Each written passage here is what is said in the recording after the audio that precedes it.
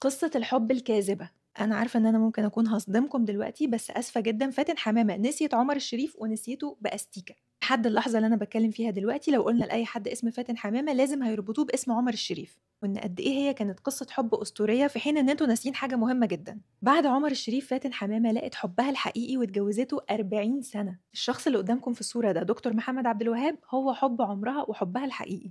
اللي بجد أنا مش عارفة هو إزاي كان مستحمل إن الناس طول الوقت بيتكلموا عنها هي وعمر. تعرفوا إنه بعد ما عمر الشريف اتوفى دكتور محمد عبد الوهاب راح جنازته؟ زوج فاتن حمامة يطلق عليه الزوج المظلوم إعلاميًا، لأن زي ما قلت لكم طول الوقت الإعلام كان بيبروز قصة فاتن وعمر وبس. جماعة فاتن وصلت لمرحلة إنها ما بقتش بتحب تسمع اسم عمر الشريف. رسالة من الفنان عمر الشريف بيقول ان هو نفسه. بلاش اللي دي تعتبرها قلة أدب اللي أنت بتقوله لي ده.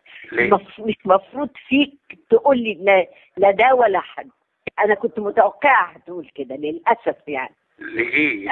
عيب إحنا مصريين ومسلمين وأنا على ذمة راجل تاني. فدي مش قصة حب أسطورية خالص.